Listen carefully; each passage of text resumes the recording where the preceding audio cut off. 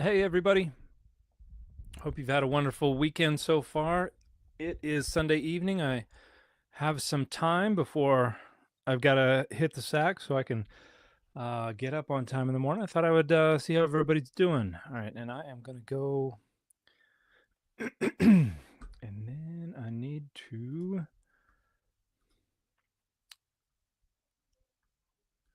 Hang on just a second. I'm just sharing things.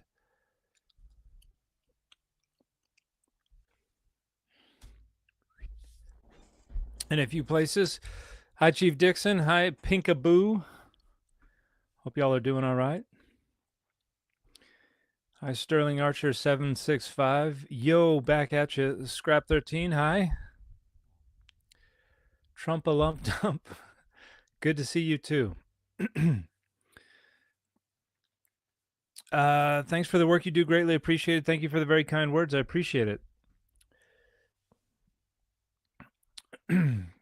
Samuel says, "What do you think of the Chosen show?" I've watched one total scene, and that was like 2 weeks ago, and it was interesting. You inevitably, when you produce a TV show like that, you've got to do a lot of filling in of gaps, and I think it's an interesting way that they've done that with Jesus having a scribe and preparing lectures and sermons and things like that. I think it's pretty interesting, but I've got to watch more of it.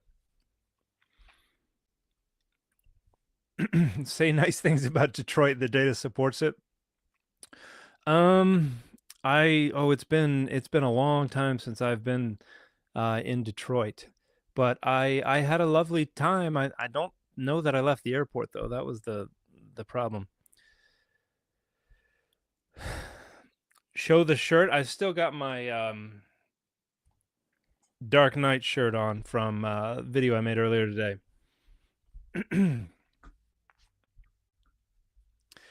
You're a false preacher. It's YOU''RE.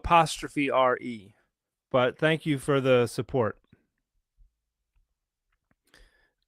You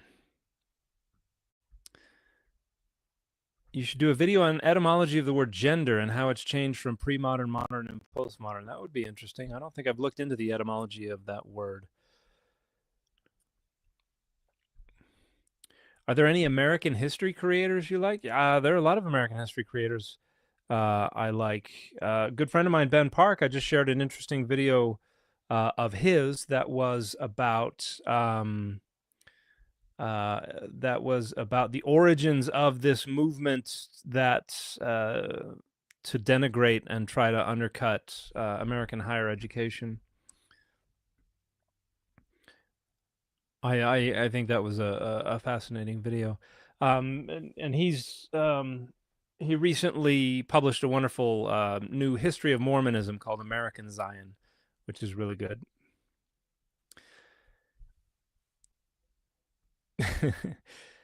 Joel asks, what do you think of correlation between Babylonian exile and the transition between monolatry to monotheism? I think the exile was certainly a crisis that changed an awful lot of things, but we don't get to monotheism by that time. I think monotheism is a post-biblical philosophical innovation, and I am editing a volume that I also have a paper in that was based on a conference I helped organize that took place at Brown University last May on why monotheism isn't in the Bible, and there are contributors from a bunch of phenomenal scholars. But I'll have more information on that in the future as we get closer to things coming out. Silent Mandible, thank you so much for the question. Hi, Dan. Wanted to say that on a recent Data Over Dogma episode, every time you and Dan said Ron Wyatt, my brain went to Ron White, comedian. The only joke of Ron White's I remember, besides him holding a little glass of brandy, not brandy, some kind of liquor, whiskey or something. The only joke I remember of his is, you ever take a crap so big your pants fit better? I don't know why I thought that was so funny. Are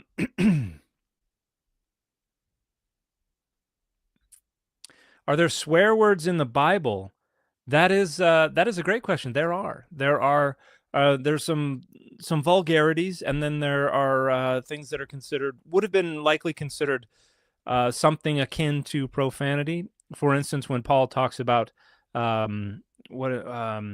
oh shoot, I forget the verse, but the word in Greek is skivalon, which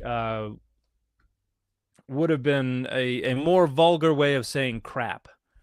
So yeah, there are things that are akin to profanity in the Bible, and then you have some other things that are more vulgar, and translations, and even in the Hebrew Bible, the Hebrew sometimes uses euphemisms. Um,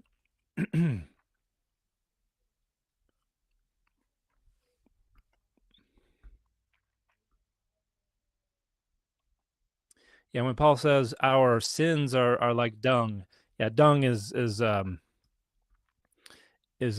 euphemism for sure, or at least it's softening the sons of worthlessness is a fun insult from the Tanakh. Hi Chris, hi Caleb, hi Riley.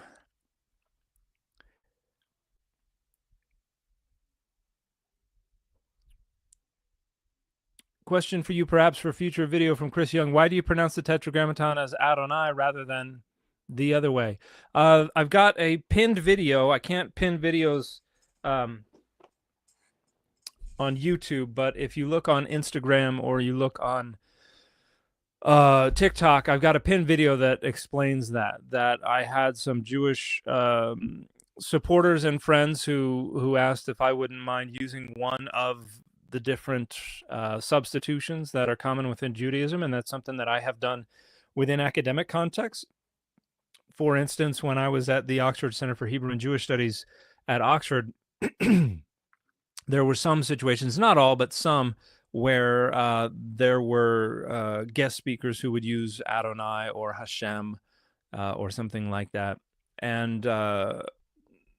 And sometimes when I would present, if I knew there were folks in the room who were sensitive to that kind of thing, I would use Adonai. And so I was like, sure, I'm happy to do that. That's an accommodation that doesn't really cost me much. And so I use Adonai. And I've had some folks say, don't use that, use Hashem. But like Adonai is kind of the standard substitution that is used in more academic contexts. It's the one I'm used to. So that's the easiest one for me.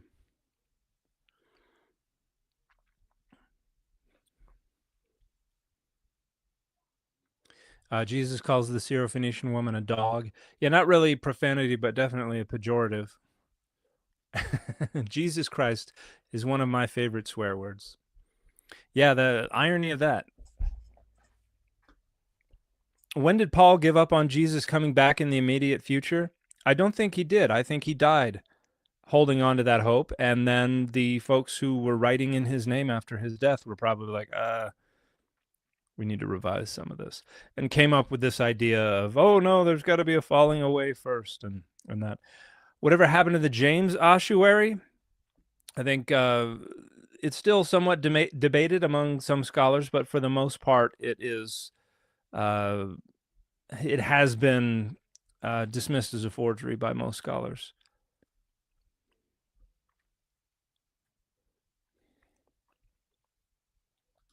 Steve, thank you so much for the question. Thoughts on the claim Adonai is Proto-Arabic?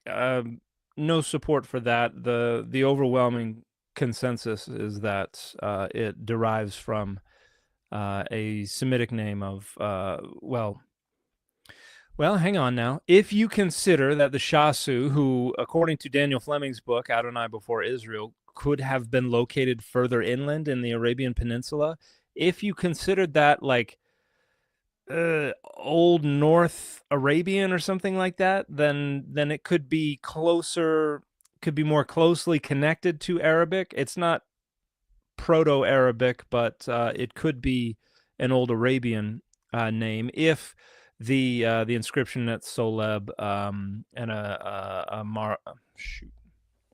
the other place, if the name of the land, which is spelled in the Egyptian transliteration and then transliterated into English YHW glottal stop, if that name ultimately comes from Old North Arabian or something like that, then I suppose it could be close to something like that. But I think more scholars probably think it is related to a Hebrew or earlier Semitic root, Hawi, to be something like that. but that's still hotly debated. But I don't think there are an awful lot of people who would say it's Proto-Arabic. Grumpy Kevin, thank you so much for the question. In your video posted earlier on God's dad, do we know why the gods had to inherit? Did their father die/retire? So it would be like they're the second tier of the divine council, and so it's kind of an allotment of things. And in this time period, when a son moved out, they could get their inheritance early. There's a book by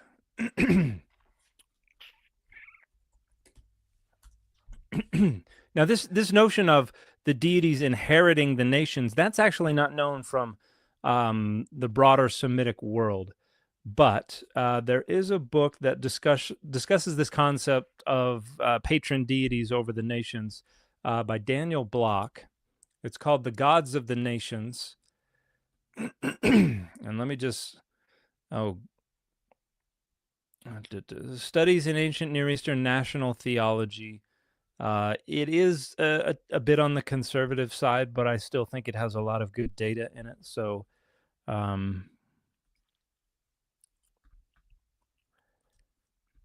so on the right is the title page, The Gods of the Nations, Studies in Ancient Near Eastern National Theology, 2nd edition. And this goes into, I guess I didn't scan the table of contents. Huh. Well, that's going to talk quite a bit about the ideas about gods over the nations. But yeah, I think the idea is that the high deity, who is considered aged and wizened and hoary-headed and long-bearded and all this kind of stuff, is just distributing the nations to their offspring so that they can basically watch after them. But because that's really the only verse we have in the Hebrew Bible that talks about this event, and because it's not attested in wider Semitic literature, we can't really fill in many gaps. But thank you for the question. Gwen Black, hey Dan, let's discuss Exodus 4:24 through 26. Thank you for a great question. Yeah, that is a peculiar passage. This is where, I'll go ahead and read it in the NRSV UE. On the way, at a place where they spent the night, the Lord met him and tried to kill him. But Zipporah took a flint and cut off her son's foreskin, touched his feet with it, and said, "Truly you are a bridegroom of blood to me." So he let him alone. It was then that she said, "A bridegroom of blood," because of the circumcision.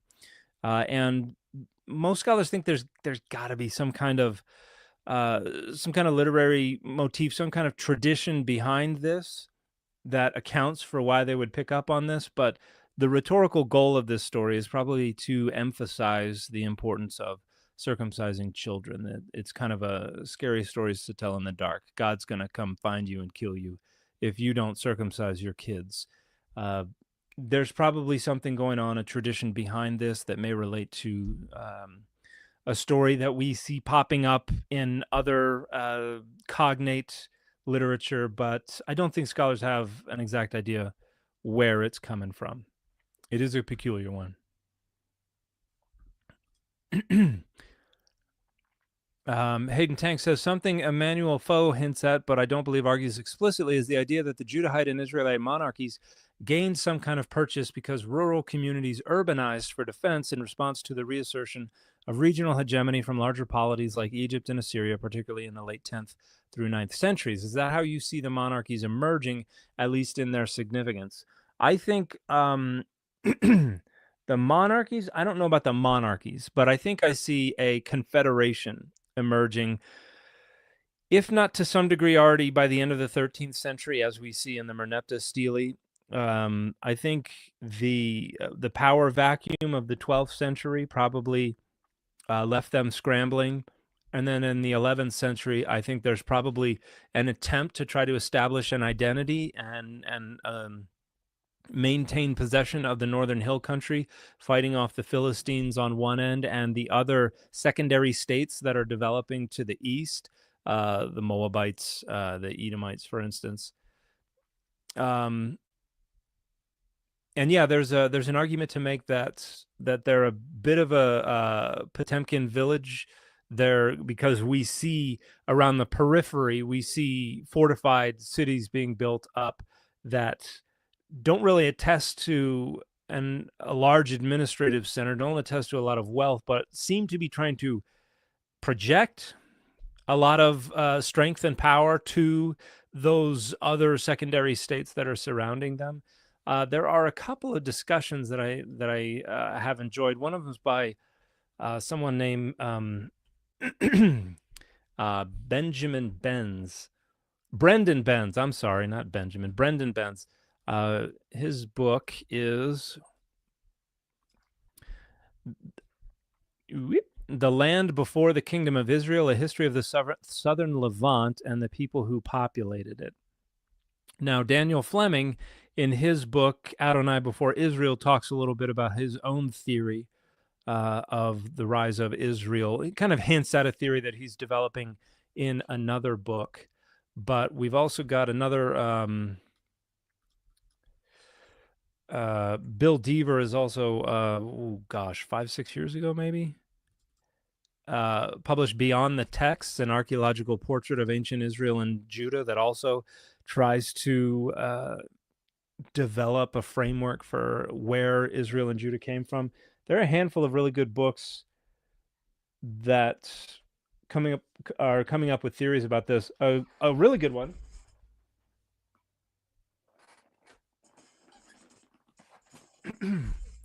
This is a new one. Israel Finkelstein's got a new one, Jerusalem, the Center of the Universe, Its Archaeology and History, 1800 to 100 BCE, is a collection of essays that have been revised and then some new ones added that talk about the rise of Jerusalem that I'm kind of, I started back in December, about 5 chapters in, so still got a long ways to go, but that's also offering a theory. But I think in broad strokes, scholars think that there were probably a bunch of semi-independent tribes that confederated, maybe seasonally, maybe whenever there was a group to fend off. Maybe this is why Merneptah refers to Israel as a people group, because this is only kind of a temporary confederated group of tribes. And at some point that kind of coalesced into something more permanent, probably as the pressures from other nations around them didn't go away. But yeah, there's still a lot to figure out there. Chicken Nugget 11, thank you so much for the question. Does Jesus' mythicism have any validity, like how Robert Carrier presents it?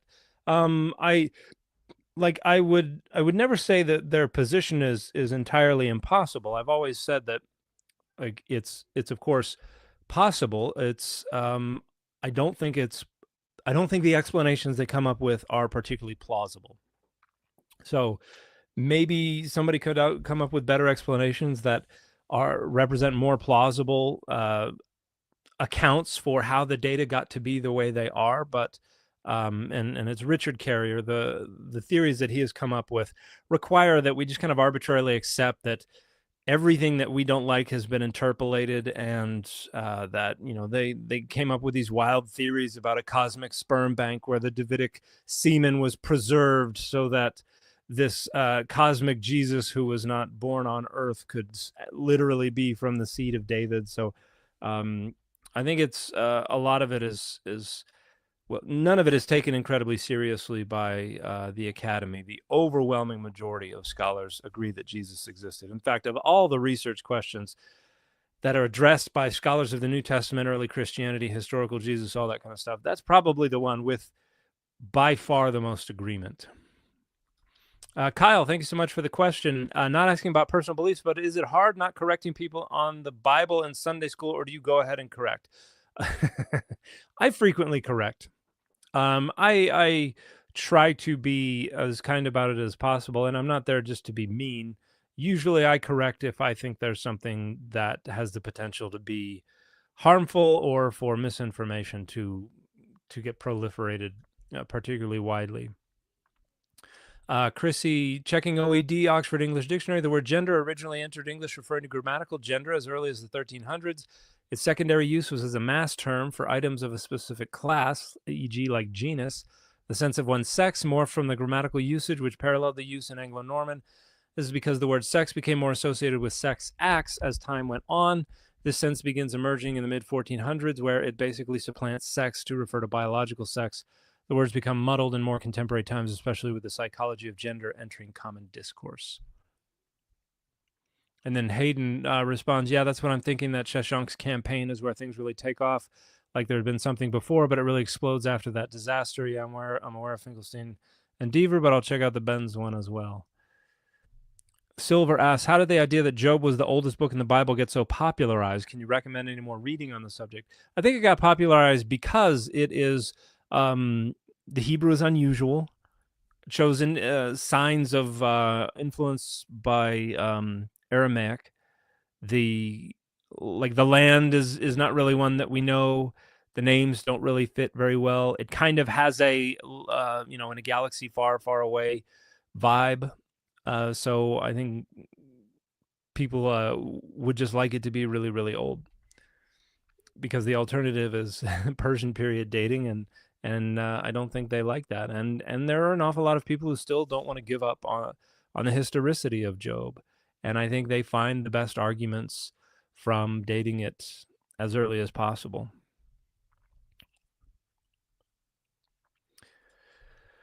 Celio Jr., thank you so much for the question. Hi, Dan, big fan of your work from Brazil. Well, muito obrigado. Question, why the cult of Asherah was marginalized in the Hebrew Bible? I think it was probably because King Josiah wanted to put a stop to the attempts by earlier kings to try to restore the worship that was going on in other temples that included other deities, including Asherah and other priesthoods as well. Following the invasion of Sennacherib, which destroyed a lot of the cultic sites that were operating in the 8th and into the 7th century BCE. And because their destruction resulted in a kind of de facto centralization where everyone who wanted to worship the patron deity had to come to Jerusalem, I think Josiah probably looked around and thought, I kind of like it this way. I want to keep it this way.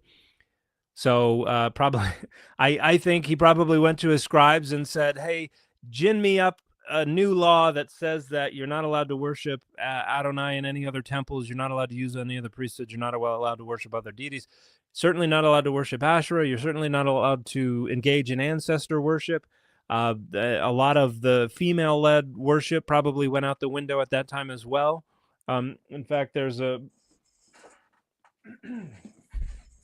Susan Ackerman recently published a wonderful book, Women and the Religion of Ancient Israel, that's going to talk a bit about this as well. And then there's another one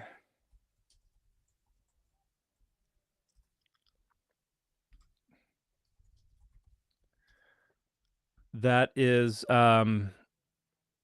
do I have a PDF? I don't have a PDF. I just have an EPUB. Ugh. Also by Susan Ackerman from, nope, I want the cover. When was this published? Okay, 2022. The other one was published. This one here is from also 2022. So it looks like there's a more popular one and a more academic one. Gods, Goddesses, and the Women Who Serve Them. But Susan Ackerman has promoted the idea that Josiah was trying to get rid of ancestor worship, was trying to get rid of female priesthoods, that kind of stuff. So I think it was just to eliminate competition, so that Adonai was the only one who was being worshipped, and that served the interest of the king of located in Jerusalem very well. But thank you for a great question. Chief Dixon, thank you for the question. Was what is called Christianity created by early Roman Catholics?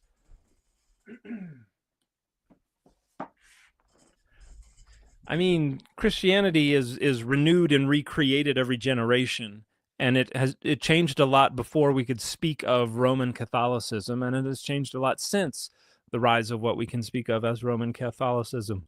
but certainly the early church fathers laid the foundation for the development of Roman Catholicism. But again, it has changed significantly in the 1600 plus years since then. But yeah, I think Roman Catholicism is the seedbed out of which a lot of the different Christian movements developed, even if they were developing through schismogenesis and through distinction from the their origins.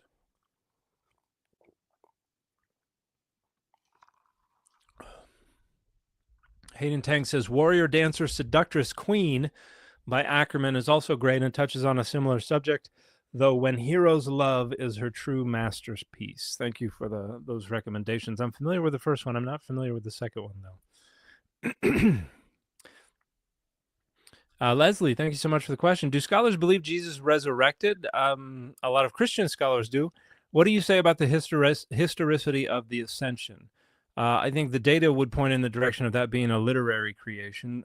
This is something that is ostensibly supernatural, and so we don't really have any data at all that support it. I think we just have claims. Dibs on schismogenesis as a band name. Job is another one of my hyper fixations. Yeah, the Fox has done a lot of good work on Job. There's a new-ish translation on Job by Greenstein from 2019. That is pretty good. Not a ton of commentary, but I think the translation is good.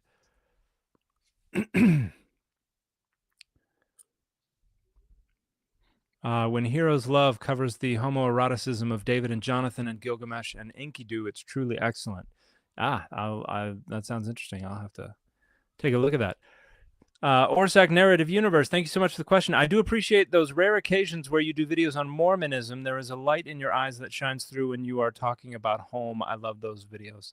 Well, I appreciate that. I tend to keep those to a minimum because I don't know how much people appreciate those videos, but I have done some work on Mormonism, and I enjoy sharing it from time to time, so I'll be happy to do more of that. Orsak Narrative Universe, thoughts on process theology and open theism? I don't have a ton of thoughts on them. I don't spend a lot of time digging into contemporary theology or philosophy. I wish I did have the time to, but there are only so many hours in a day, and my hours are allocated elsewhere. So I guess my thoughts would be that they have not engaged my interest very much. Chief Dixon, thanks so much for the question. Leviticus 18:22, compared to how you have explained it, the NRSV Oxford Annotated Bible says this prohibition may be due to its non-reproductive nature. Your thoughts? That's fairly common, the idea that it's a waste of semen or it's not reproductive, but I usually a follow-up to that is that if there was such a big concern for non-reproductivity, then male masturbation would be covered somewhere, and it's not covered anywhere. And so it strikes me as quite unsystematic, and I think that the the Anchor Yale Bible commentary on Leviticus by Milgram, I think brings that up. If you give me just 1 second, because he's got a little excursus on this. Let me just let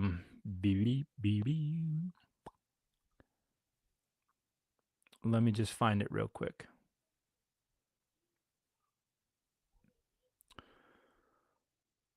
Where did it go?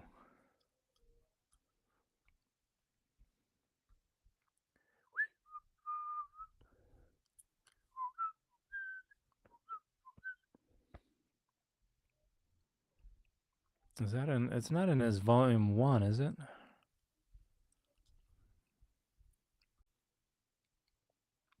He like reproduces a letter a letter to the editor he published in a newspaper and everything.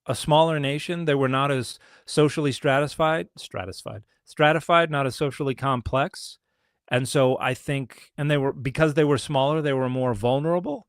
And I think because they needed firmer boundaries and to be more insular, that results in a need for stronger identity markers, and that results in a more conservative outlook and a more conservative moral framework. So I think that probably accounts for why they were probably more prudish than their neighbors.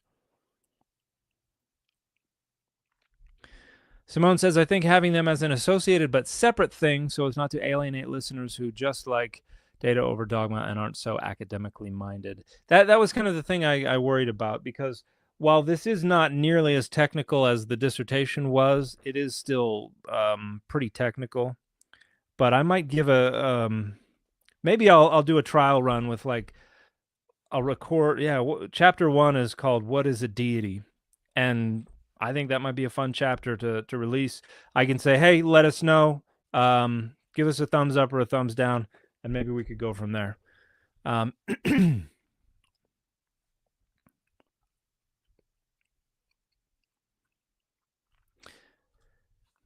Necros of Moki, thank you so much for the question. Hey, Dan, I was reading First Enoch, Hermenea translation, and I noticed that the description of Earth closely matches ancient cosmology, but this is a 2nd century BCE text. Was this intentional? Well, it's probably, it depends on what part you're reading, but yeah, somewhere between 3rd, 2nd, maybe even 1st century BCE.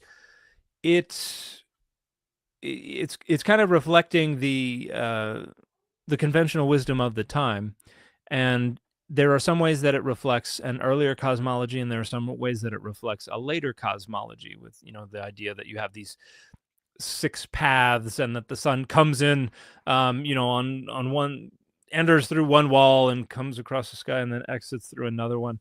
I think there are ways that it is reliant on the cosmology of the Hebrew scriptures, which are coming from centuries before, but there are other ways where it's also supplementing that with some Greek cosmology that they're definitely consuming and is definitely influencing them.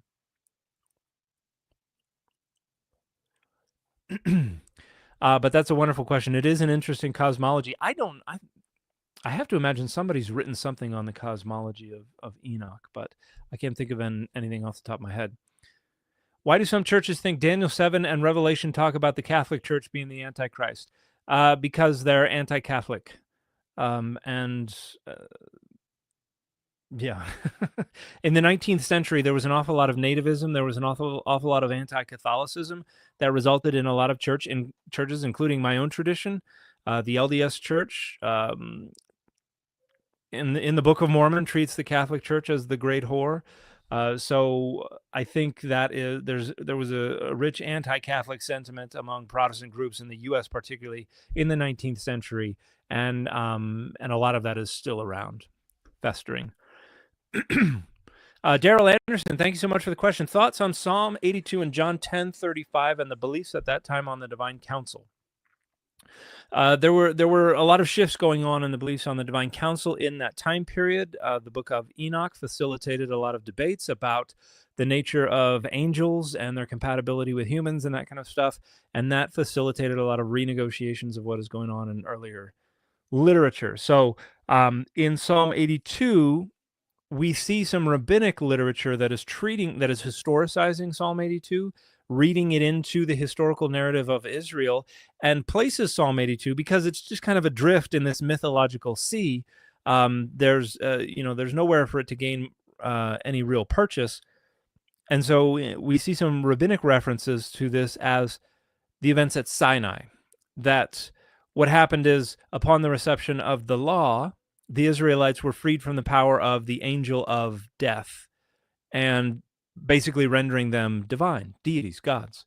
I have said you are gods. But upon sinning with the golden calf, they get zapped back down. But you will fall like any man and die like any prince. And so that's imposing the interpretive lens of Sinai upon Psalm 82.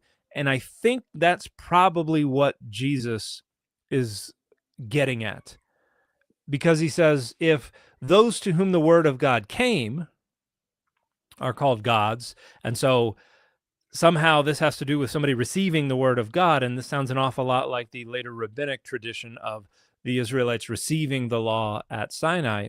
If they could be legitimately called gods by the scriptures themselves, then why are you getting upset with me, the very word of God itself, for saying I am the Son of God? And I've actually published a paper on this, specifically on the paper's on Latter-day Saint approaches to Psalm 82, but a big chunk of the paper is me discussing a more scholarly non-Latter-day Saint approach to the relationship of Psalm 82 to John 10. And I can just pull, yeah, there it is. Alrighty. And it's something that's freely accessible online, or you should be able to go through my link tree to see it. But let me just share the screen real quick so you can see what we're talking about. Psalm 82 in Contemporary Latter-day Saint Tradition, from, I think it was published in 2015 in an LDS journal called Interpreter. But I talk about Psalm 82 in the Academy, Latter-day Saint engagement with the Academy, and then I talk about how Latter-day Saints harmonize the two. They have to be referring to the same thing, and evangelicals and apologists do the same thing. A non-harmonizing perspective, where I talk about what Psalm 82 probably meant when it was originally written, how Second Temple Jewish perspectives change things, and then John 10:34 through 36. So, I didn't even show you the thing. There it is. Okay, so Psalm 82 in Contemporary Latter-day Saint Tradition. There's my position on that. I've been thinking about writing a new paper to submit to a journal somewhere, laying out that theory in more detail, because I don't think it's well enough represented in the scholarship. Hayden Tank says, and that anti-Catholic sentiment was highly tied to ethnic prejudice, particularly against Irish, hence the common Nina, no Irish need apply signs in employers. So it ended up as a bugbear of the second KKK, which, if I recall correctly, were some of the last strongholds of that 18th and 19th century sentiment into the early to mid 20th century.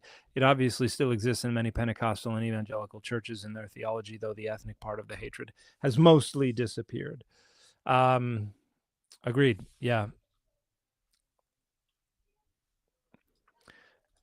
Thunderstein says, "Free Luigi." Yes, he's got to get back to Mario so that they can they can clean the pipes. Okay. David S. Blair, thank you so much for the question. I was wondering your thoughts on Richard Elliott Friedman's early dating of P. It seems unlikely to me, given the presence of the Babylonian material in the creation and flood narratives. Am I missing something? Big fan. Thank you so much for the very kind words, David. I don't think you're missing anything. I think an early dating of P is problematic. I think P is probably coming from the 6th century at the earliest. It's probably drawing traditions from earlier, but I think the P movement is not pre-exilic. Although I have seen there's even a book. I think it was called A Pre-Exilic Dating of P, or Arguments for a Pre-Exilic Linguistic Evidence. No, that's for Pre-Exilic J. Okay, never mind that. But yeah, I've heard folks argue for an early P. I tend not to be very convinced by those arguments, but that's also not my specialization. Steve, thank you so much for the question. Most scholars in America doubt the existence of Abraham and the other patriarchs. Do any Israeli scholars share this view, or is it exclusively in Anglophone circles? Certainly there are Israeli scholars that share this view, but when you get into whether Israeli or evangelical and other Christian scholars who bend more conservative, you're going to find more folks who argue for the historicity of Abraham. But yeah, across all regional divisions, there are going to be more critical and less critical scholars, and on the more critical side, they're going to reject the historicity of Abraham, or at least point out that there are no data that support the historicity of Abraham. P is earlier than H, and Ezekiel relies on H. I find it difficult in that case to argue for a post-exilic P, though I'm not sure how that would be argued. I would have Yeah, I think the relationship of H and Ezekiel is an argument that I would like to see in more detail. But yeah, I would probably point you in the direction of Seth Sanders or oh gosh, Leanne Feldman or something like that for a better argument. Wayho Gay Man says, I hope I'm pronouncing that handle correctly. I wish your video had subject topics. I'd love to be able to pull up your awesome talks when I'm in a comment there. I have had a lot of folks have requested an index, and I started one on in whatever the heck that program is called, Excel, where I would have keywords and links and video numbers and content creators I was responding to and all that kind of stuff in there.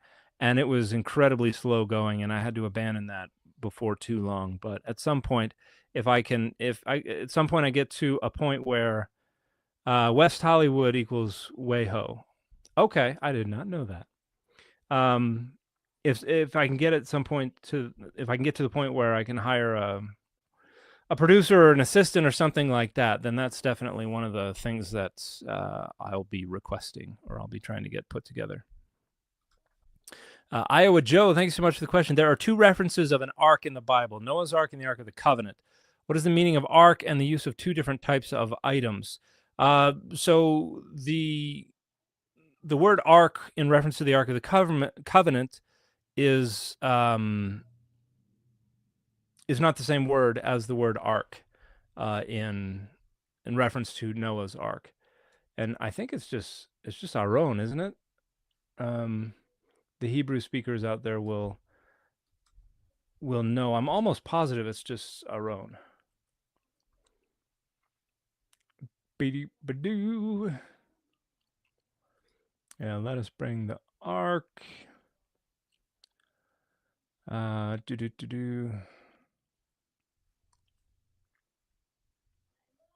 it's just our own Berit Adonai, Adonai.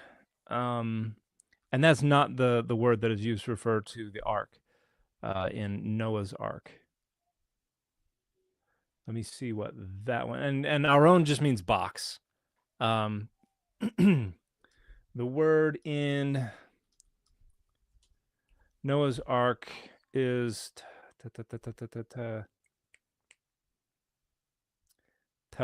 there it is, tabe. Or teva, excuse me, teva, which is an entirely different word. Let me see what palace ark. So it can also refer to a kind of a chest, but there's another sense in which it means palace. The attempt to distinguish two different words can therefore be abandoned, blah, blah, blah. The substantive is a loanword from Egyptian and may be derived from either A, from shrine, sarcophagus, or B, from tabat, chest. It sounds like there's a lot of debate on that.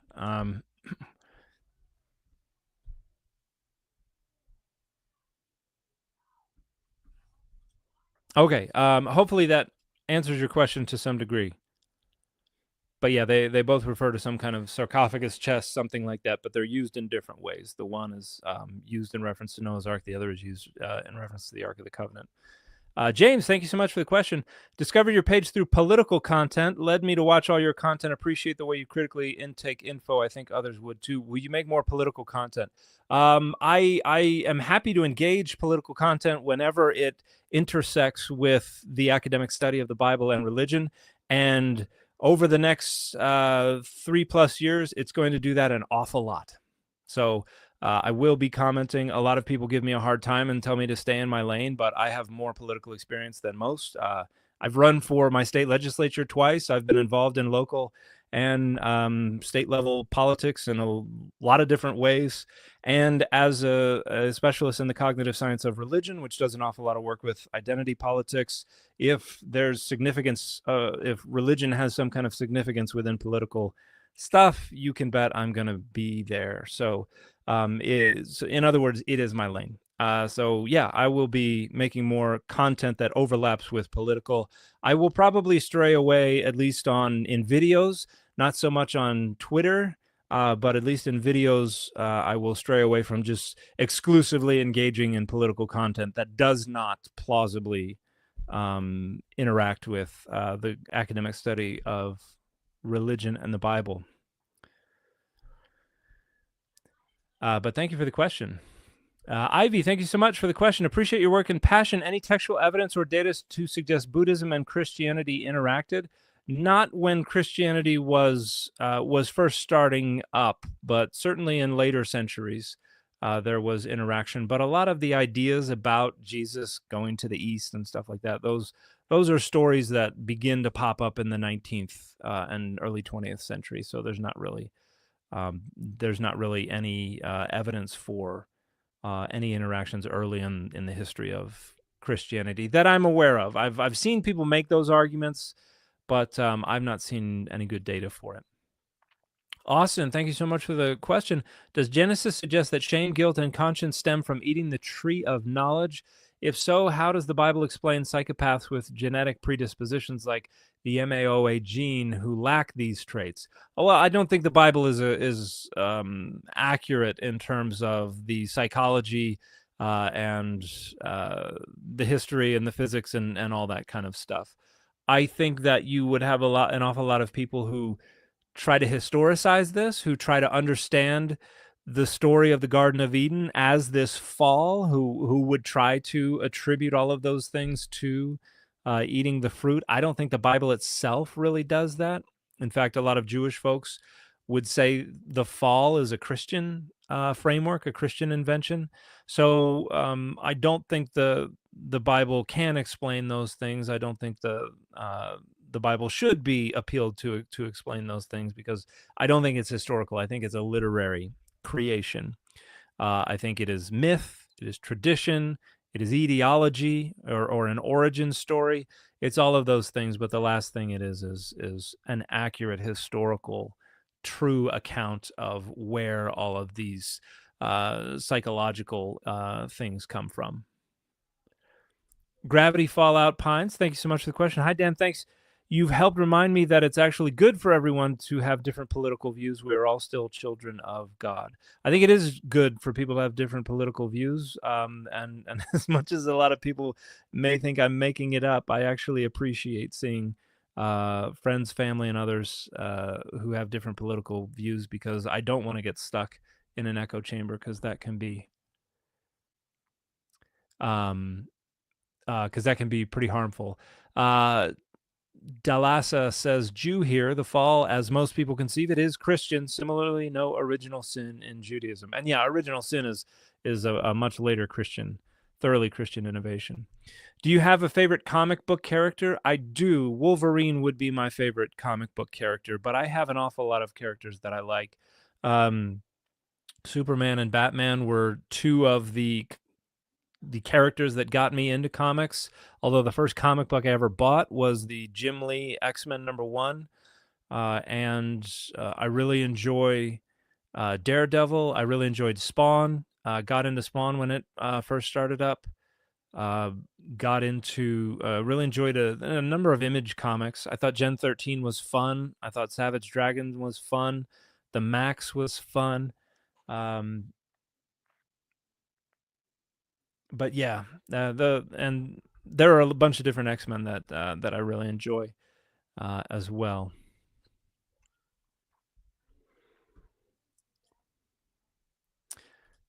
Benjamin, thank you so much for the question. Can we trust what is written about Marcion, and do we have any evidence about what he actually believed? Most of what we know about Marcion is coming to us reported by his opponents. So I think there is some healthy skepticism that needs to be applied to a lot of that. But there are Marcionites today. who I think would probably try to assert continuity with the original Marcionite movement. But in terms of what he actually believed, I don't know that we have any writings from the period of his life that we could identify as sympathetic to his movement. But I would have to look deeper into that. If there is such evidence, I'm not aware of it. But thank you for the question. Were the gospel writers / editors expecting their gospels to replace the earlier gospels, or were they expecting them to circulate with the others? I think they were expecting them to compete with the others. Robin Walsh's book, The Origin of the New Testament and Early Christian Literature, we'll discuss that to some degree. I'm also in the middle of reading. Where did it go?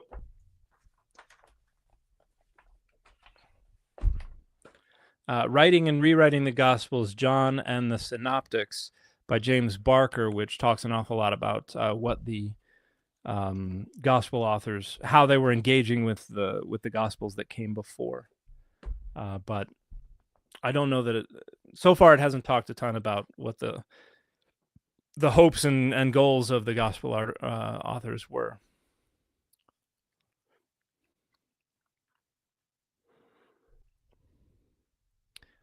What time is it? 7:30? All right, we still got time. Henry, thank you so much for the question. Hi, Dan. Hi, Henry. What specifically is Jesus saying in John 14:6? I'm the way, no one gets to the Father but me, Gentiles, Romans included. Thanks. I think the idea is that, yeah, one kind of recalibration of our thinking that we've got to do is there was an awful lot of stuff that we think of very differently today that anciently they thought of as a path. So, like, we talk about truth today as a thing. It's an object. You can hide it. You can find it. You can give it in halves, in parts, and in wholes. But when you look in the Bible, truth is a path. You walk in the truth. You depart from the truth. You return to the truth. So it was more like a path. And so a lot of behavior was thought of as a path. And so following Jesus was a path. And so the idea was that is the only path for the author of John that leads back to salvation. So I don't think that the author probably had in mind this is going to apply to all people from all nations, even ethnic groups that we're not aware of today. But I think if you said, "Hey, is that what you meant?" the author probably would have said, "Yeah, that's what I meant." But I don't know that implication would have been fully known. But yeah, the idea is that anybody who wants to get back to God ultimately is going to have to go through Jesus, at least for that particular author.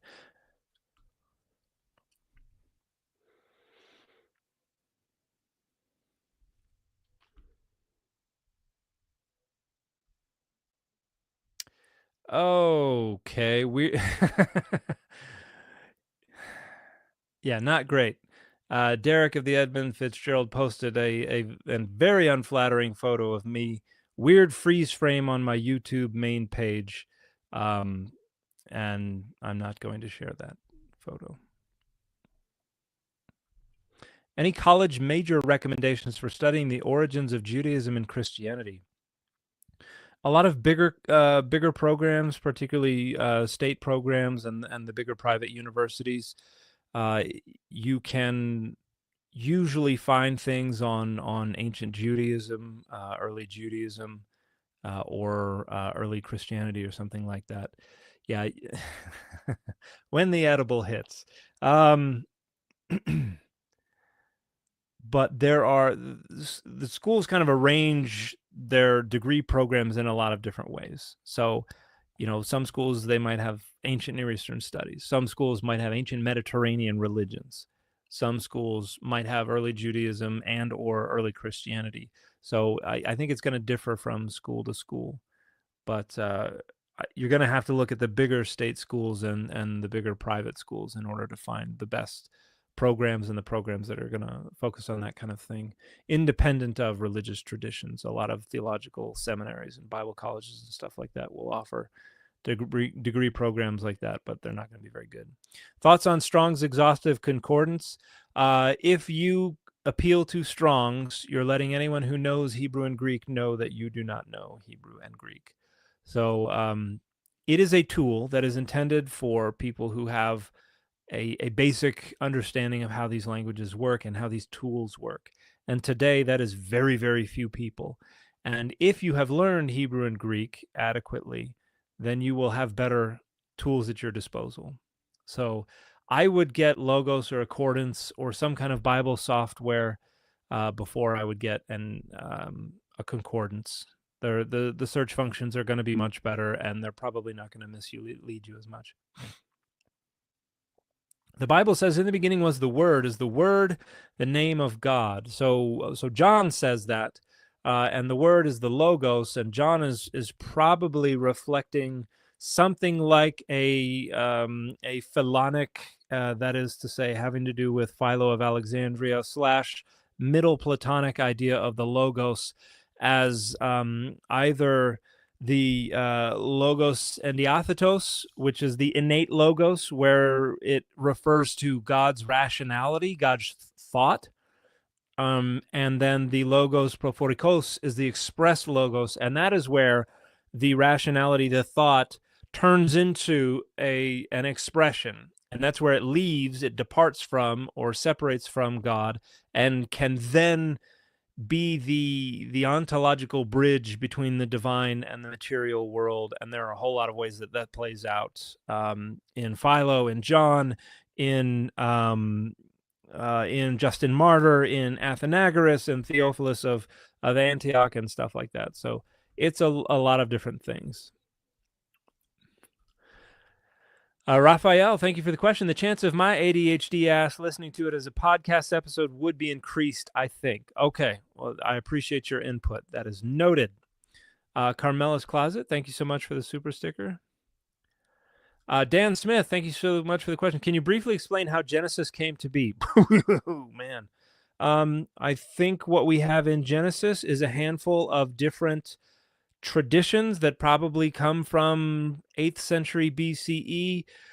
You've got your Jacob cycle, you got your Abraham cycle, you got your Isaac cycle, you have your later Israel stuff. And I think at some point, probably around just before the exile, just after the exile, you have these woven together to give us the idea that this is a single lineage, that these people were all related, that they come in as a part of this genealogy, one after the other, as a way to weave all these different tribes together. And on that, I would recommend Andrew Tobolowsky's The Myth of the 12 Tribes of Israel and Jason Staples' The Idea of Israel in Second Temple Judaism, A New Theory of People, Exile, and Israelite Identity. And probably around that same time period, you have creation accounts like we find in Genesis 2 and 3.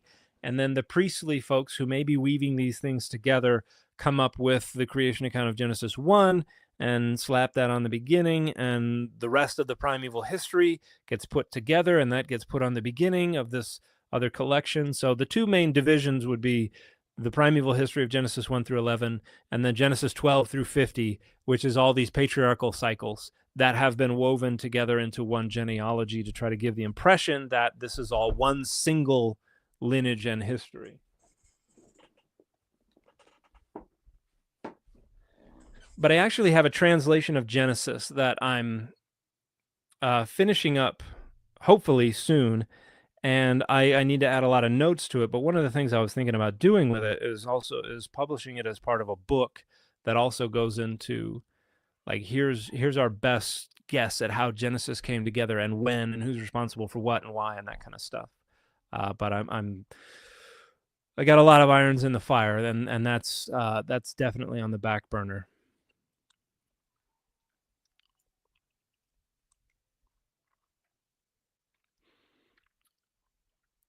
Christian B. I was an RA and friend of the late Dr. Hector Avalos, author of, among other things, The End of Biblical Studies.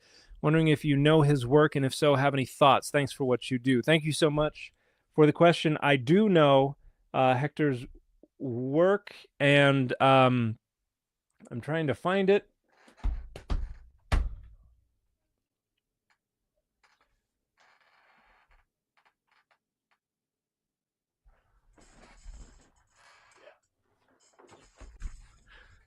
Slavery, Abolitionism, and the Ethics of Biblical Scholarship is another one of his books that I really appreciated. So, yeah, I don't know that I ever met Hector, but I definitely appreciate his scholarship.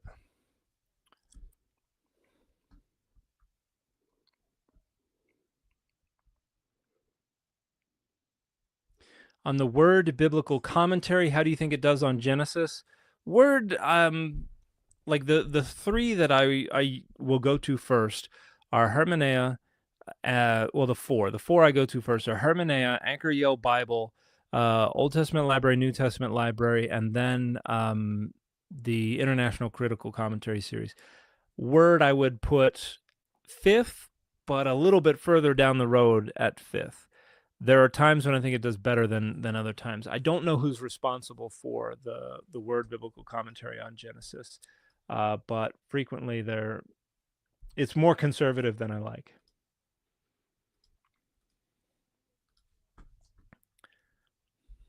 Hopefully that brief explanation of how Genesis came about was somewhat helpful for you. Mitchell Powell, thank you so much for the question. Might it be reasonable to read the escaped slave law of Deuteronomy 23 as the one passage in the Hebrew Bible that takes an implicitly dim view of slavery? I wouldn't say it takes a dim view of slavery, but I think there are a couple passages that tend to treat slavery, take a slightly more compassionate approach to slavery than others. So I have a chapter on slavery in my forthcoming book, The Bible Says So, where we get right and wrong about Scripture's most controversial issues. And I actually have a little bit to say about that. Okay. Deuteronomy 23:15 through 16 presents another example. I give a couple examples of laws that might be more compassionate than the laws of other nations. But on balance, there are a couple that are more compassionate. There are a couple that are less compassionate. Most of the laws are more or less the same as in what we find in the nations around them. It states, "You shall not hand over to their masters a slave who has escaped to you from his masters. He shall dwell in your midst with you in whatever place in one of your cities he chooses as best for him. You shall not oppress him." The other ancient Southwest Asian laws include quite complex and detailed laws as well as punishments related to harboring or aiding escaped slaves, which is forbidden in all cases. The only exception may be a fragmentary law from Hammurabi's collection, which may prescribe that a runaway slave not be returned to their master if the master has been beating them. Deuteronomy's law then would seem more merciful, but there is a caveat here as well. The reference to allowing the escaped slave to choose a city in your midst to dwell is agreed by scholars to indicate that this passage refers to a slave who has escaped from a foreign master in a foreign land. The point seems mainly just to be to stick it to other nations. Even if this is the case, though, it's the only legislation related to runaway slaves, so aiding or harboring them wouldn't otherwise be prohibited, at least not in the propagandistic legislation that was preserved in the Hebrew Bible. So I wouldn't say it takes a dim view of slavery, but it could just be a means of sticking it to the nations around them. Hey, we're freeing your slave because they ran away. So that's what I would, I don't think it takes a particularly dim view of slavery. Chief Dixon, thank you for another question. Dan, don't want to put you on the spot, but do you see any differences of Christian nationalism and white Mormon nationalism? Not particularly. There's an awful lot of white Mormons who are Christian nationalists as well. So I think that's just another side of the die, or the coin, as it were. Are you familiar with Pascal Boyer's Religion Explained from 2002 or 2003? Yes, I am familiar with it. If so, do you have thoughts? Love your work. Thank you so much. It was a very important book. I think there's another book called The Fracture of an Illusion by Boyer from 2011 that I think updates quite a bit. There are a lot of other books that do a lot of very similar things as Boyer's. Ilke Pisianen has a book called How Religion Works from around the same time period. Todd Tremlin's Minds and Gods from around the same time does very similar things. I think these are all part of kind of the developing field of the cognitive science of religion. Do you think that in our current political climate in the U.S., we are facing a real threat from Christian nationalism, or is there a different political ideology at work here? I think Christian nationalism is is one of the main players in the right-wing authoritarian and social dominance orientation movements that are wielding an awful lot of power today. There is a book that came out recently. Why can't I find anything? There it is. David Congdon, a friend of mine, wrote a book called Who is a True Christian? Contesting Religious Identity in American Culture. And we had him on the podcast, the Data Over Dogma podcast, to talk about this book. And he talks an awful lot about Christian nationalism in here, and has some interesting theories about how this may be the last desperate grasp for power on the part of Christian nationalists, but we shall see.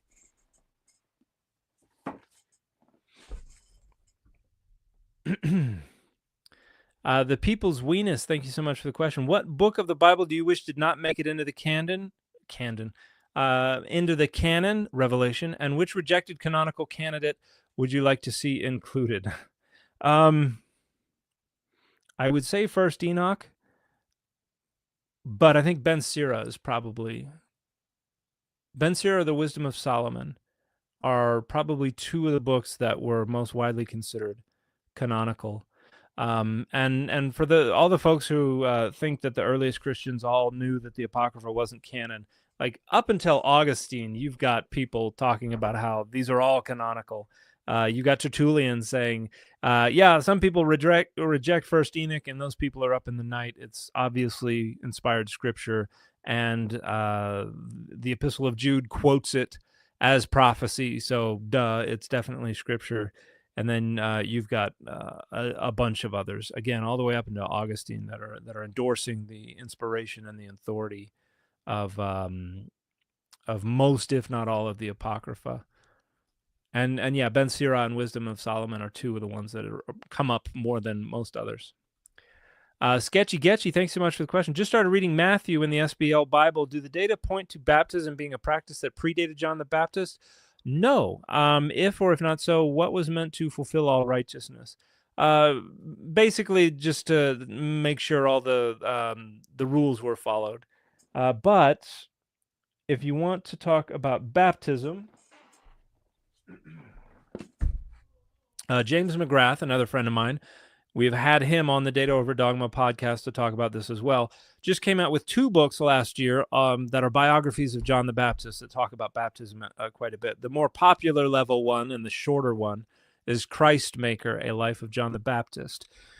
And then the larger one and the more academic one is John of History, Baptist of Faith, The Quest for the Historical Baptizer. So James McGrath is responsible for both of those. And yeah, basically the idea is that John the Baptist seems to have innovated on something related to the mikvah, innovated on the mechanism of it, but also on its significance, and began to talk about it as something that facilitated the remission of sins.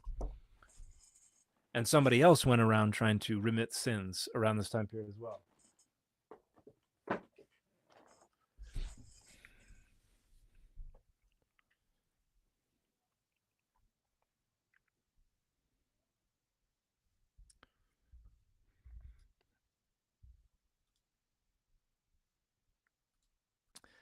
All right. Orsak, Narrative Universe, thank you for the question. Thoughts on Job 19 and Job's desire for someone to judge between God and him generally? I think it's the Goel there is probably a human. I mean, I don't think it's incredibly messianic. I know that there are a lot of people who make an argument for that, but I think it's probably just a human. But yeah, it's been a while since I've dug into that very much, and I don't remember most of what I thought about that. The loins of the Lord, thank you so much for the question. After a temple destroyed, the angels will gather the elect to meet Son of Man in the air. How did the authors expect the readers to understand this? Okay.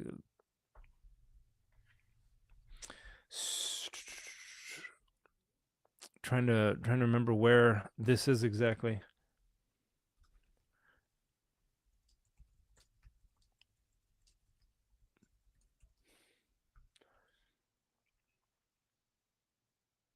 Are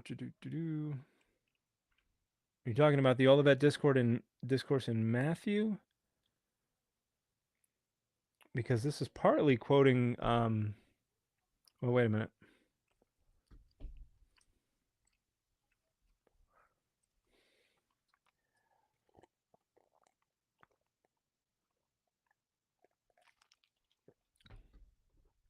Seems like a combination of angels will gather, they like to meet the Son of Man. So I think what we have is there's a bit of Daniel 7 that is being appropriated for the Olivet discourse, and I think the idea is that they are, with the temple destroyed, if that's one of the signs of the parousia, then the authors are leveraging that to make it to give the readership the sense of immediacy. Like, this already happened, it's already on the way, it's in the post, and so they probably expected something similar to the literary imagery that we have in Daniel, and they expected to see this. And you see in the Book of Enoch and elsewhere, you see talk about these kind of heavenly events that everyone on Earth is going to witness, because they think the Earth is flat, they think the Earth is not incredibly huge, and so everybody will be able to see it, and they're going to watch all this play out in the heavens, and hopefully in the end times, this is all very eschatological imagery, they're going to be on the winning side, they're going to be taking part in all of this. But there is a lot of variation in that kind of literary imagery, and so there probably would have been a lot of variation in the way it was interpreted as well, and what hearers and readers would have expected personally to happen. So I can't say beyond that. Do you annotate and or take notes while reading books, or have any other specific reading process? My process is I have a pen, and I have a highlighter, and and I have 60 pounds. No, I don't know why that got stuck to my pen. I have a pen and a highlighter. I highlight, and I occasionally take notes in the margins, but usually I take notes sparingly. And it's when I'm actually writing that I will go revisit stuff, and I will sit down with the stuff, and I will make more lengthy notes. Okay. Austin Sarker, thank you so much for the question. Hi, Dr. Dan. Hi, Austin. 1, you've helped me really come to peace with the non-historicity of Scripture. Well, I am glad to hear that. That means a lot. 2, a friend asked R.E. Genesis 1:27, is the female part of Adam made in the image of God? Isn't Adonai male? So Genesis 1:27 is distinct from the creation account that has Adam and Eve. So so that's a different account of creation. Now, being made in the image of God probably refers to humanity being created as a divine image that represents God. The idea being, don't worship idols, because you are the divine image of God. You bear God's image, you bear God's authority and all that. Now, when it comes to male and female, he created them.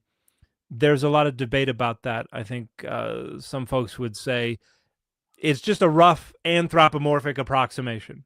Others would say God has male and female and everything in between genders, and so humanity is created to match that. Others have said in ancient Judaism, they harmonize the two different accounts by saying that Genesis 1:27 refers to a single entity who has both sexes, and that what happens in Genesis 2 is that entity is then divided in half. So very similar to Aristophanes' myth in Plato's Symposium, only without the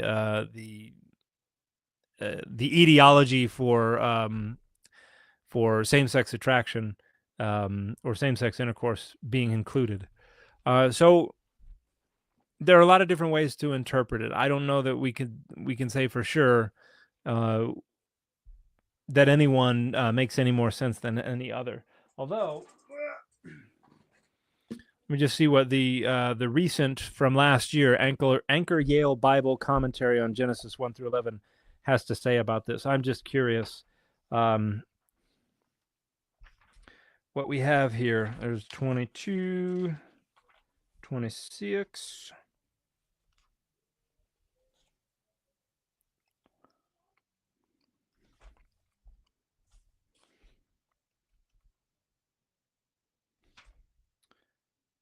Okay. The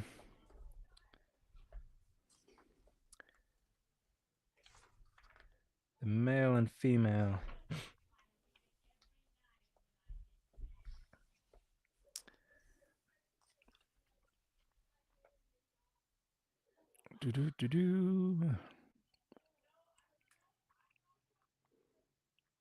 Line 3 is the climax of the triplet. It adds a new fronted focus. Zakar Nekeba, male and female, in the syntactic position occupied B'Tselem Elohim in the image of God in the second line. The new elements in line 3 point backward and forward. They deepen and complicate the nature of Adam, mobilizing the ambiguity of singular male versus collective male and female, with Adam now clearly a collective consisting of man and woman. It also complicates the idea of image of God, which has an implicit physical dimension, since men and women have different bodies. Sexual difference becomes focalized, a topic that is further developed in the blessing of procreation that follows. In the crescendo of the poem, God's creation of Adam in his image is now shown to include the human duality of sex and gender, which yet still corresponds to the image of God. The meanings of these parallel phrases and concepts are not explicitly articulated, leaving a residue of ambiguity regarding how the human duality of male and female articulates the image of God. God in P does not have sexual features, but these differential qualities, human and divine, male and female, unity and duality, are here interrelated. The implication from the blessing is that human procreation is a counterpart, by analogy and extension, to God's creation of humans in his image. Male and female specifies and extends the meaning of image of God by including human sexuality and procreation as godlike qualities. Note that likeness is a comparison, not an identity. This resonance is taken up in the redactional expansion in 5.3 when Adam fathers a son in his likeness according to his image. The human's ability to reproduce involving their sexual complementarity as male and female is entailed in their creation in God's image. So, pretty basic take. But within Judaism, within other scholarship, there is more variability in how they interpret that.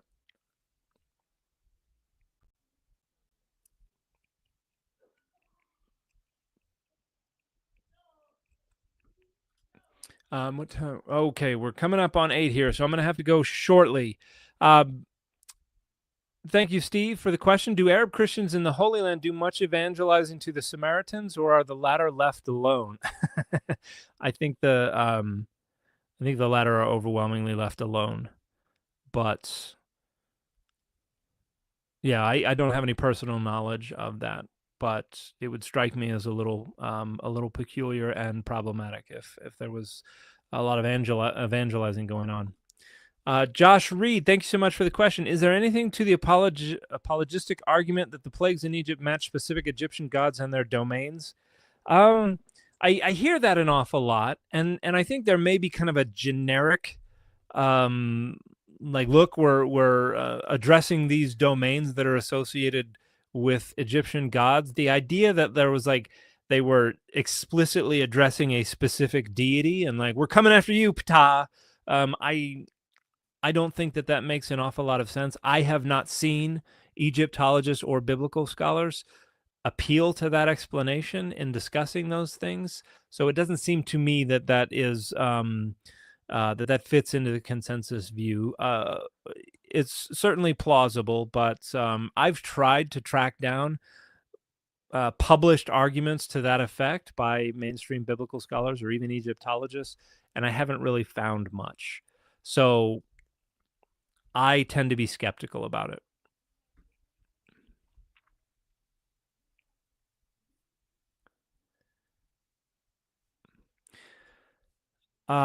Joshua, thank you for the question. What is your take on Numbers 5:11 to 31 describing an abortion? I don't think it's describing an abortion. This is the Sotah. I also discussed this in the chapter on abortion as murder in my forthcoming book. I think the idea that the punishment, I think the idea that the blessing, if the woman ultimately is determined by God to be innocent, the text says she will conceive, which means she would not be pregnant.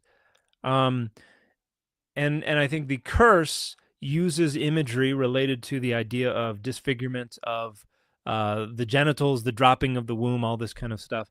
I think that is imagery that relates to curses of infertility elsewhere in ancient Southwest Asia. And so I think the idea is that this is just the spirit of jealousy coming upon a man, not catalyzed by a pregnancy or anything like that, but just because he doesn't have evidence, but he thinks something's going on. But the idea is that the whole thing about the womb swelling up, the verb there is I think it's a hapax legomenon, meaning it's the only time it occurs in the Hebrew Bible, and we're not exactly sure what it means, but based on some cognates in like Akkadian and elsewhere, some scholars argue that it has reference to the blooming of a flower. And so this is where we get the idea of swell, but some people think, hey, that could be conceptually related to the idea of the womb discharging. And so that's the part of the linguistic argument that this has to do with the womb expelling something. The earliest rabbis debated whether or not it would be appropriate to submit a pregnant woman to the sotah in a time period when the sotah could not be performed. And they decided that it would be appropriate, obviously. And so at best, I would say what it indicates is that God would not really care if a fetus conceived in adultery, or even perhaps that was not conceived in adultery but was just incidentally there, wouldn't really care about the loss of its life. But that shouldn't be a surprise for anybody who's reading the Bible. The God of the Bible frequently does not care much for loss of life if their rhetorical goals incentivize them to do so. So I don't think it's instructions on how to perform an abortion and stuff like that, and I talk about that in the chapter of my book. But thank you for the question. Dire Wolf, thank you so much for the question. You've mentioned in previous videos that the KJV isn't an accurate translation. Do your criticisms of the KJV also apply to the Douay Rheims? Kinda. The Rheims is a little different. It's a Catholic translation. It's trying to kind of move in the direction of, this is post or mid Reformation. It's trying to take seriously what the Reformation is saying about the quality of source texts, and it has gone through a few different iterations. So I would say, certainly to the degree that you have a version that is reliant on the Textus Receptus, my criticisms of the KJV's reliance on the Textus Receptus would also apply to the Rheims. But it also has its own issues. So, yeah, that's what I would say about that. Nathaniel, thank you so much. I appreciate the very kind contribution and the support.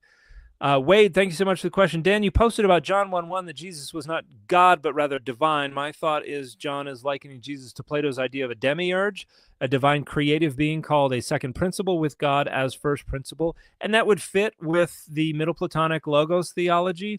The demiurge was the Logos. That was the second principle. The third principle, the world soul, is understood within the apologists as maybe wisdom, maybe the Holy Ghost.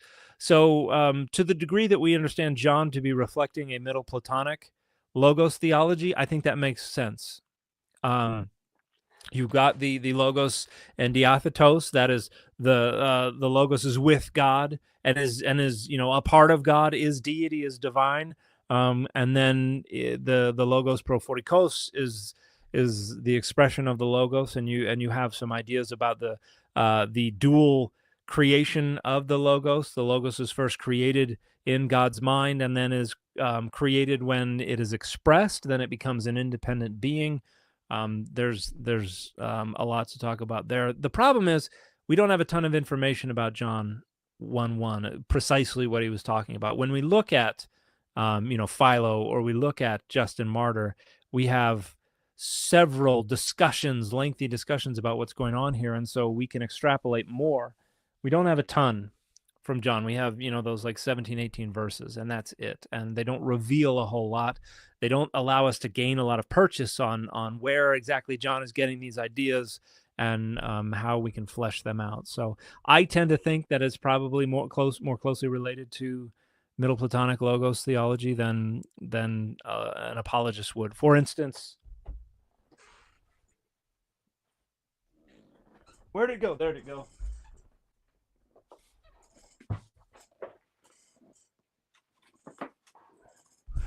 Michael Bird's book, Jesus Among the Gods, Early Christology in the Greco-Roman World, has like a whole chapter on Logos theology.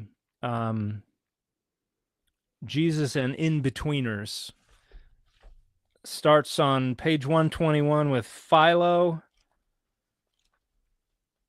And then we've got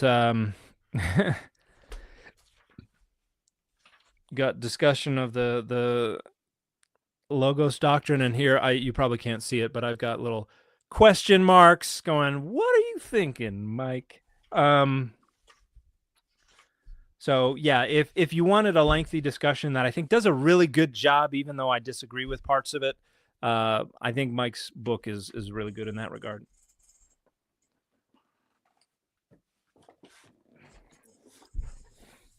But that's a wonderful question. Thank you. Nicolas, thank you so much for the question. Hi, Dan. Race is a Buddhist. Your content helps me to better understand foundations of our culture. I found Reza Aslan's book, Zealot, very interesting. What are your thoughts if you read it? I have read it. Well, I listened to it. I think it is a good gateway drug to historical Jesus research. He's not a specialist. This isn't going to move the needle much academically. And I think there are a lot of ways that historical Jesus specialists would kind of raise an eyebrow at some of what he talks about, but as a bridge between popular publications and academic publications, if it gets people interested in historical Jesus research, then I think it's a success. So I think there are good things about it, but also some iffy things about it. Rafael, I'm trying to pick up some Portuguese, but I am awful at it, so I apologize if I have mispronounced your name. Do you have a take on the synoptic problem? I have the impression that the Q hypothesis has been losing support. What do you think the consensus looks like currently? I think it's moving in the direction of something more like the Farrer hypothesis. This book that I'm reading right now, Writing and Rewriting the Gospels, endorses that to some degree. The idea is that Mark was first, Matthew depended on Mark, Luke depended on Matthew and Mark, and then John depended on Luke, Matthew, and Mark. In fact, there is what I thought was a pretty handy little chart about the synoptic problem. There we go. And you probably can't see it very well, but that shows the different relationships of the different Gospels, the two source, the Farrer, the Matthean posteriority, three source, Augustinian, and Griesbach. But yeah, I think I would probably support Goodacre and Barker and folks in that vein more than Q. But I'm not a specialist in that, so I wouldn't say much more than that. Craig Meisty, thank you for the question. What scholarship on the creation and evolution of the Septuagint would you suggest? Ooh, that is very, very technical scholarship. My favorite is Anneli Amalaius, On the Trail of the Septuagint Translators, because that was... one, I got to know Anneli a little bit at Oxford, and then I used her book in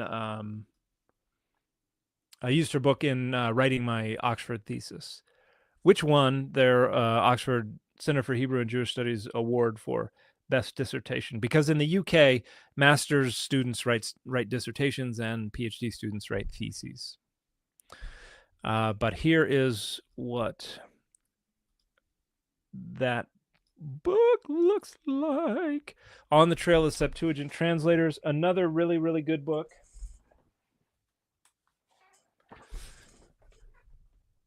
By my dissertation supervisor at Oxford, Timothy Michael Law, is When God Spoke Greek, the Septuagint and the Making of the Christian Bible. This is going to be a lot more accessible. Anneli's book is very technical. This is written more for a undergraduate level reader. So, but this is also talking about the role of the Septuagint in the Christian Bible. There's also a, I think her name is Dines. Yes, Dines. There's also an introduction to the Septuagint that I think is fairly good. It's not going to go into an incredible amount of depth, but I think it covers the basics fairly well. Jennifer Dines, the Septuagint. This is kind of an introduction to the Septuagint. And then the last one I would point to, which was also written by someone who I got to know while I was at Oxford, who is one of the loveliest women in the world. If I could just get my freaking Adobe Acrobat to work. Tessa Rajak is the best. And she wrote a book called Translation and Survival, the Greek Bible of the Ancient Jewish Diaspora, which is talking about why it got translated, how it got translated, what it was trying to do, how it was used. So I would also highly recommend that one. So yeah, a bunch of people that I became friends with at Oxford have written the scholarship on the Septuagint that I think is among the best. But yeah, that's what I would recommend. If you pick up those volumes, you will definitely find a lot more bibliographic data if you have more focused and more specific questions that you're looking to have answered. Okay, I'm trying to get finished here soon, so if you have not posted a super chat question, as much as I appreciate the support, I hope you will save it for another time.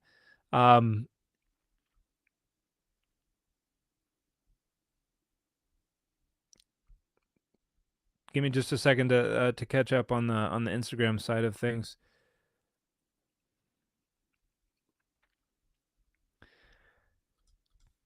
Israel Sauce, thank you so much for the question. I have a debate coming up on the Trinity with a known apologist. How can I contact you for some good pointers? I generally don't make myself available for that kind of consultation work, and particularly right now because I have a book deadline coming up. I have a conference in Italy I'm presenting at in June. I'm trying to finish recording the audiobook for my book, and I have a book signing tour coming up. And basically until July, I have no time for anything at all. So I'm turning away all kinds of stuff. So I don't think I will be able to help you with that. But I would point to some wonderful research on the Trinity. Some books that I have found very helpful have been, even if I don't agree with all of them, I think if you look into these, you're going to be a lot better informed than most on the Trinity. And a lot of apologists will not have read actual critical scholarship on the Trinity. So let me just pull these up. Yeah, that should do it. Okay.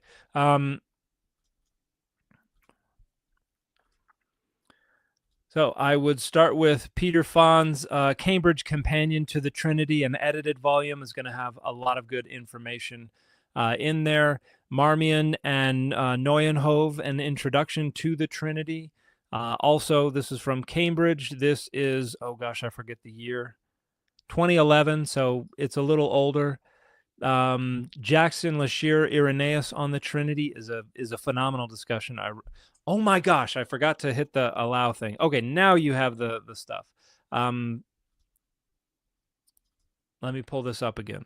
Okay, Peter Fahn, the Cambridge Companion to the Trinity, and then we've got the 2011 An Introduction to the Trinity. Here's just a look at the table of contents. So this covers an awful lot of time. Lashir Irenaeus on the Trinity, I think, is a very detailed discussion.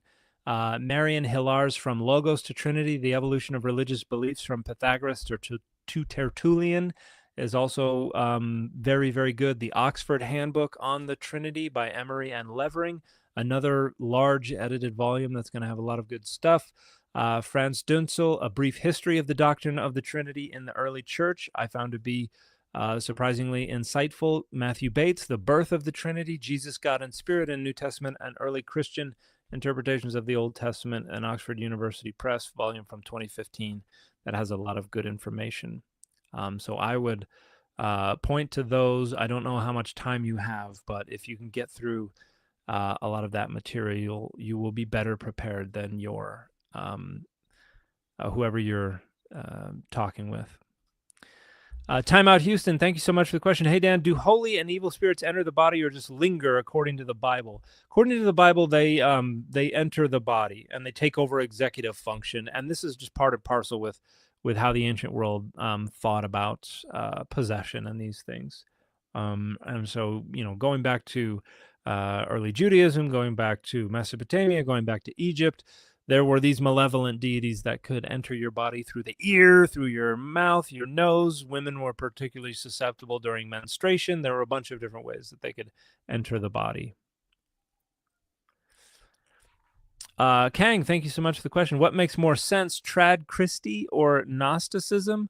I mean, both of them are taking other worldviews and kind of overlaying them on Christianity. So I think they both make sense as attempts on the part of their social identities to appropriate Christianity. But logically, I don't think either of them make a whole ton of sense to me.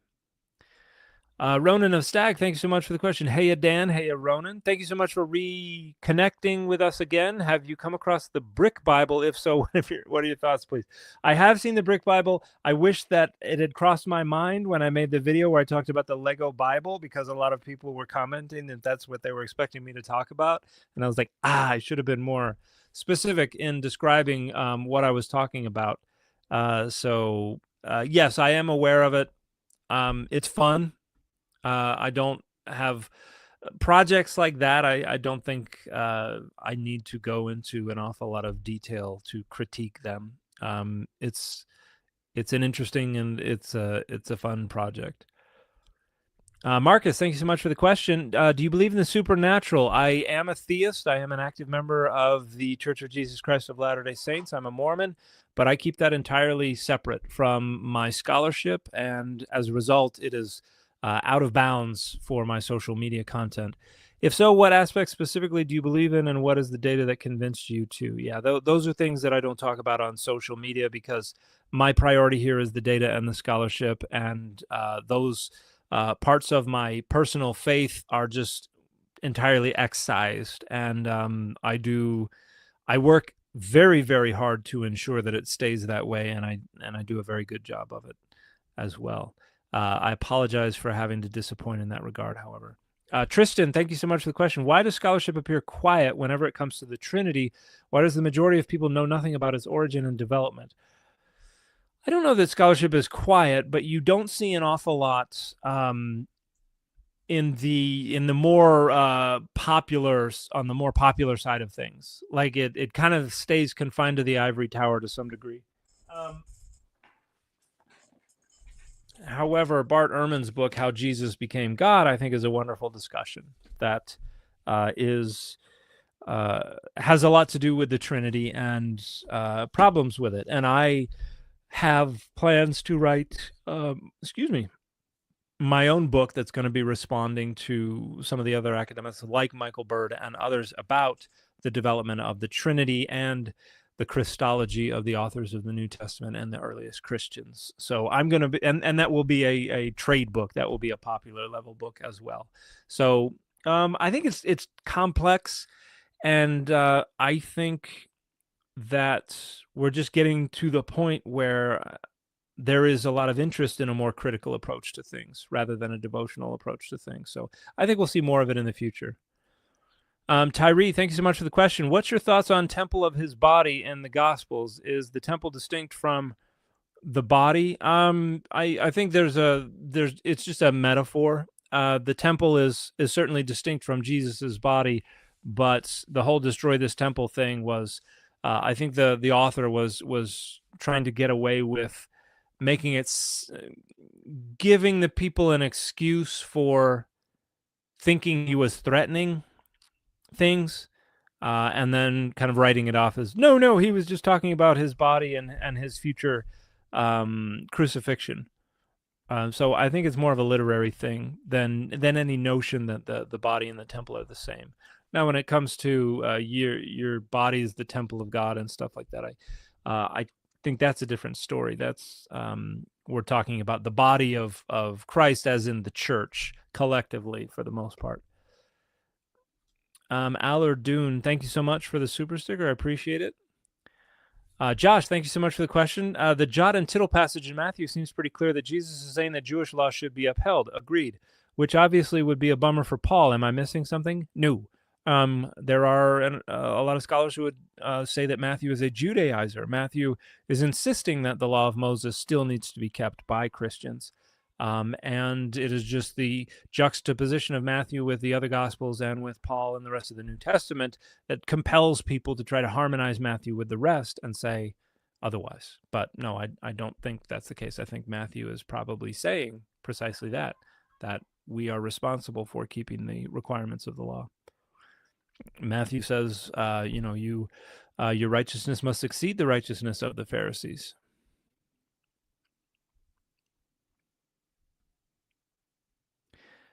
Aspen Lobo says, you said you like international critical commentary. Yes, I do. Those are one of the 4 critical commentaries that I usually recommend.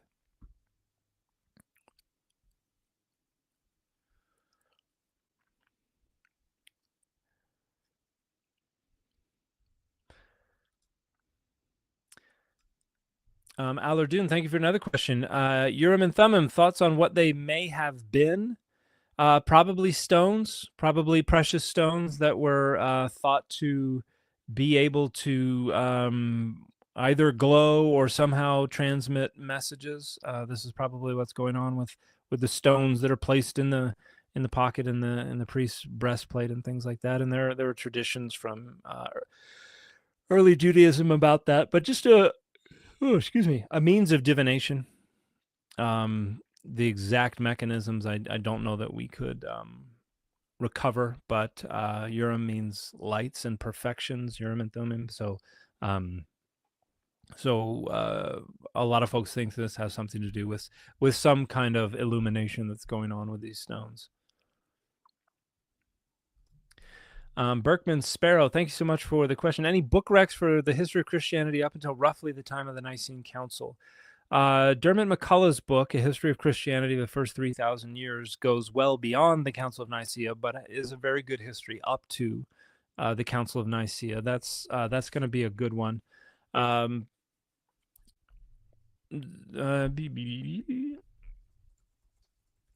There are a few others that are going to cover that period in some detail.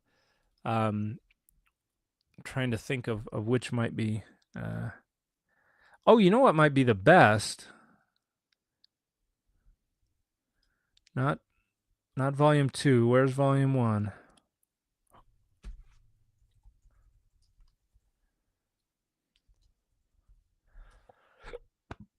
There it is.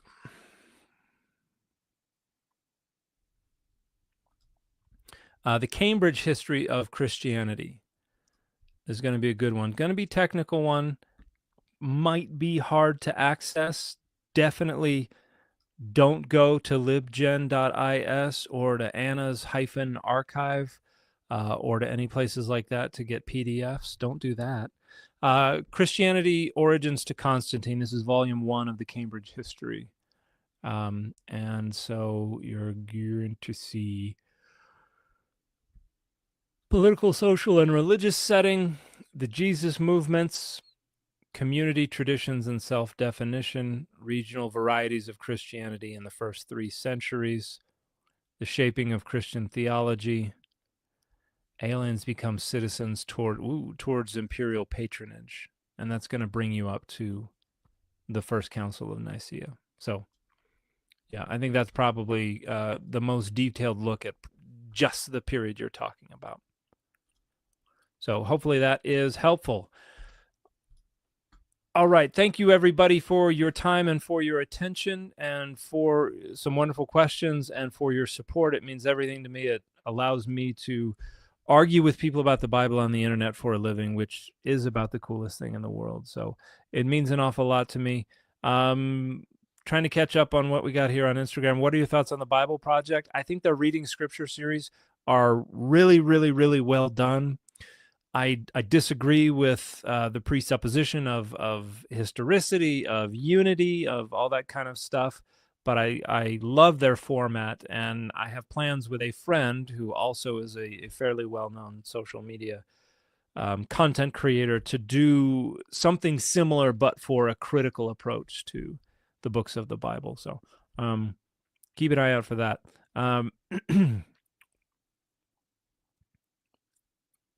What Bible version would you recommend for someone who wants an introduction to its history and ideas? I usually recommend the SBL Study Bible, which incorporates the updated edition of the New Revised Standard Version, which includes the Apocrypha, has wonderful introductions at the beginning of each book, has wonderful explanatory notes, has little sidebars with little mini essays in them, and one of them is even by me in Exodus 3. So I think that's a wonderful introduction to the history and ideas. All right. I think we're caught up. Thank you again, everybody. I hope you all have had a wonderful weekend and continue to have a wonderful weekend. Hope you have people around you you love, enough food on the table, and a warm, safe place to spend the night. And one last question, Dan. I'm new to deconstruction. Where should I start with my reading? There are a lot of places you could start. Good biblical scholarship would be good. Let's see. I would highly recommend A History of the Bible by John Barton, the book and its faiths. This is, I think, the best history of the Bible there is. And then for deconstruction in particular, Carla Kamstra recently published a wonderful book, Deconstructing Leaving Church, Finding Faith. And it's just a coincidence that it has my endorsement on the front of the cover. But that's, I think, a really good kind of pastoral guide through the process of deconstruction. So hopefully those would help you very much. I also recommended the SBL Study Bible. I think that would be a good step as well. Thank you again, everybody. I've got to go do dishes and try to get to bed within the next 32 minutes. So thank you again. I will see you all around. Bye, everybody.